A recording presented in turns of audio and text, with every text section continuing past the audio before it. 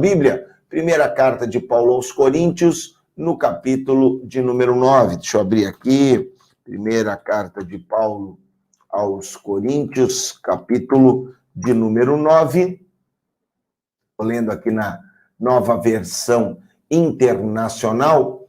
E Paulo começa falando sobre a sua defesa e justificando aquilo que é o seu trabalho. Os primeiros versículos dessa carta, parece que havia uma cobrança que a igreja estaria sustentando Paulo. E Paulo começa aqui a mostrar o seu trabalho e trazer aqui algumas verdades espirituais. Ele fala sobre exemplos como o boi que ara a terra, que não deve ter a sua boca atada, o lavrador que trabalha e faz na esperança de participar da colheita. E quando chega aqui no versículo 4, ele fala, será que eu não tenho direito de comer e beber?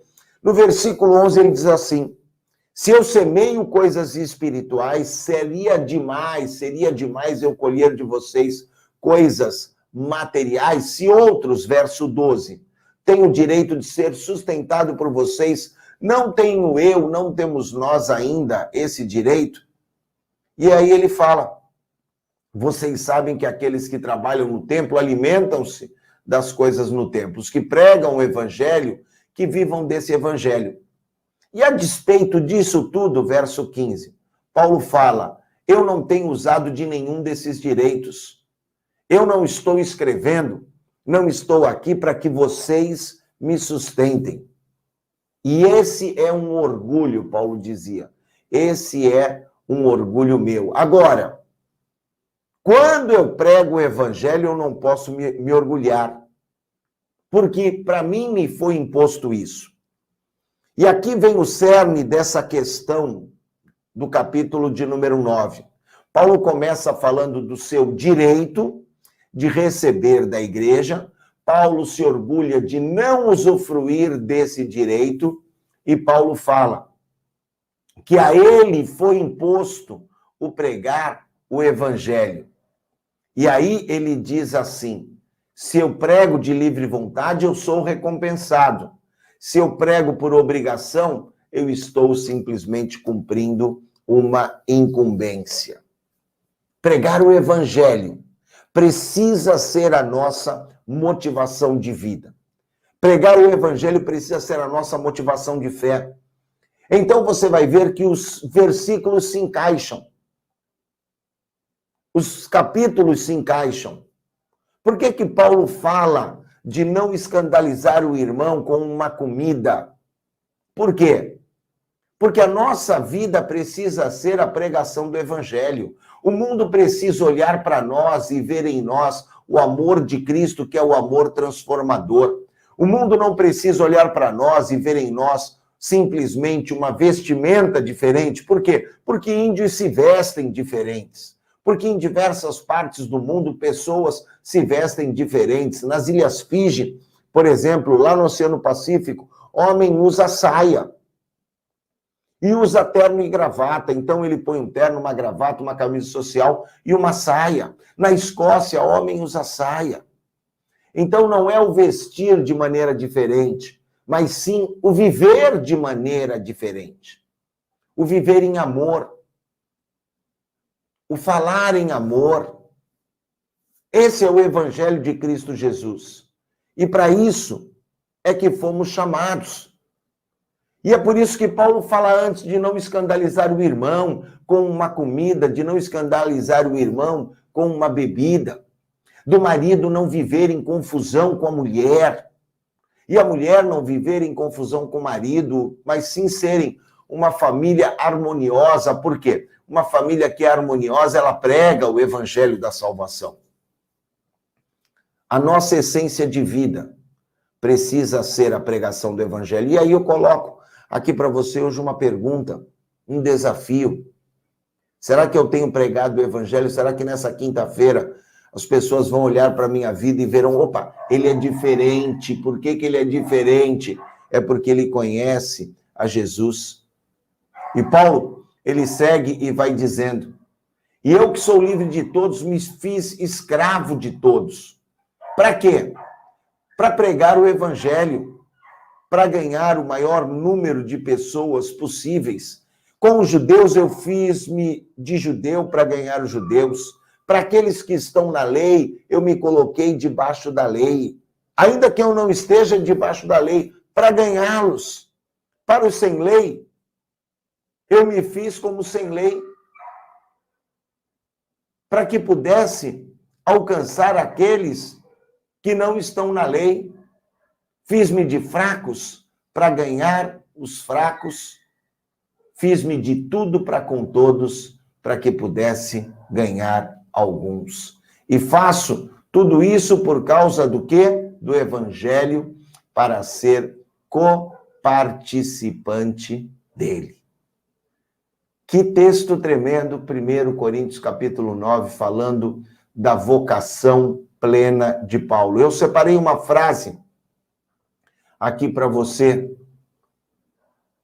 na descrição do vídeo, e nesse texto que eu envio para você, e que ontem foi aí, faltando aí a última frase, uma frase de W.A. Spicer. Ele foi presidente de uma denominação religiosa que cobre o mundo todo, na década de 20. E ele escreveu uma carta à sua esposa falando, ele já estava prestes a se aposentar, e a esposa já fazia planos de viajar, e Spicer, então, aceitou o cargo de ser o presidente dessa denominação. E ele escreveu assim, no reino de Deus não há posições de honra, mas apenas posições de serviço. A nossa vida deve ser espelhada em Cristo, e Cristo, para mim, é o maior padrão de autonegação. Aquele que era Deus, se fez homem e habitou entre nós para nos servir. E a última coisa que Jesus faz antes de ir para a cruz, não foi uma reunião, mas foi pegar uma bacia, uma toalha e começar a lavar os pés dos discípulos. Um verdadeiro líder, ele é focado no servir. E é isso que Paulo fala aqui no capítulo de número 9. Espírito de serviço, espírito de sacrifício, espírito de entrega. Que a gente tenha esse espírito para servir, porque é assim que nós vamos ter o equilíbrio, que vai transformar a nossa vida para sermos bênçãos aqui na terra, refletindo a glória do Senhor. Ok? Então, medite nesse capítulo de número 9 e veja como Paulo, ele fala sobre essa questão do serviço. Ele começa falando sobre a preocupação de alguns membros da igreja de Corinto em relação ao uso do recurso da igreja para custear as despesas dele. Mas ele fala, né, que ele, que tinha o seu próprio sustento, Paulo era fazedor de tendas, ele nunca precisou usar esse recurso, ainda que fosse lícito. Mas que o grande orgulho dele era poder servir ao Senhor.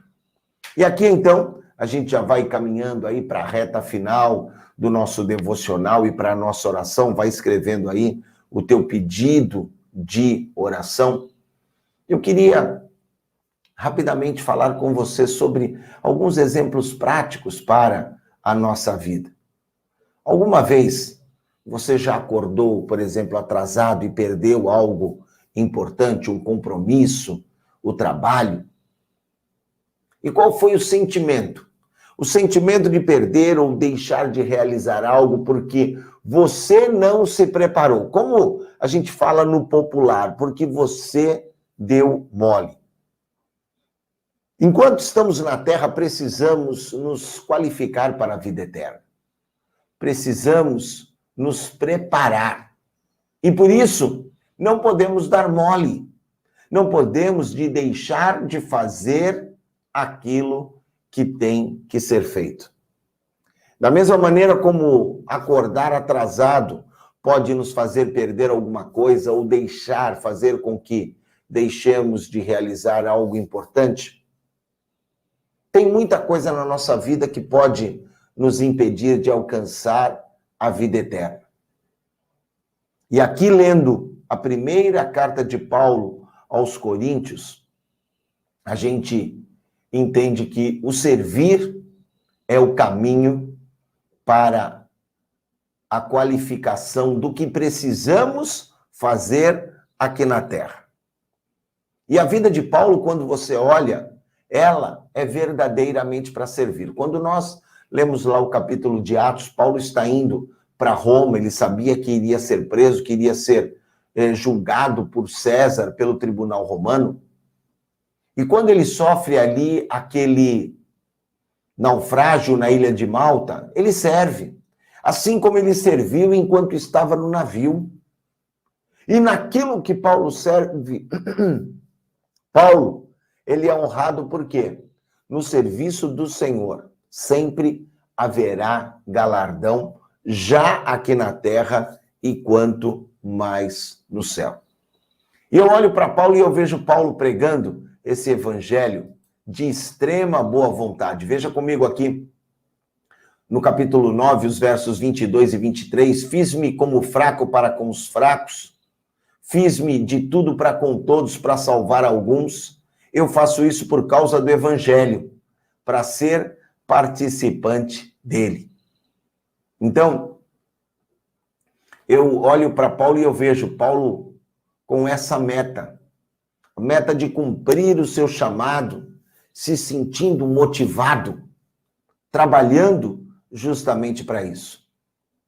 E aqui, nós estamos aí saindo aí das Olimpíadas do Japão, né? É aqui na primeira carta de Paulo aos Coríntios, agora no verso 24 e no 25, que ele faz uma comparação interessante.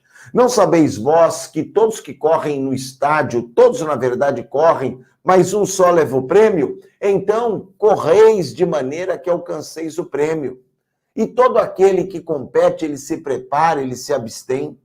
Ele faz isso, esse sacrifício, para alcançar uma coroa corruptível. O nosso sacrifício é para uma coroa, oh meu Deus, para uma coroa incorruptível.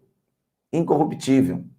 A qualidade mencionada por Paulo aqui, comparando com um atleta para que ele tenha sucesso, é dedicação, é treino, é se abster de certas coisas, é abrir mão. Michael Phelps, em 2015,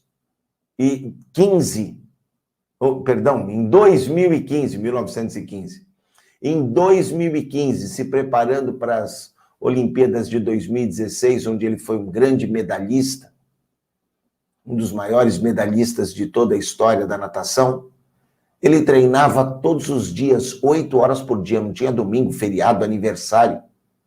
Por quê? Porque o atleta que quer vencer, ele precisa se abster. Se abster muitas vezes do seu prazer e do seu descanso. Se eu quero servir, muitas vezes eu vou precisar me privar de 1 hora de televisão a mais, de uma sonequinha a mais, para poder alcançar aqueles a quem Deus quer. E para isso, é necessário essa questão de autodomínio. Verso 25, para mim, é muito claro. Todo aquele que compete de tudo se abstém.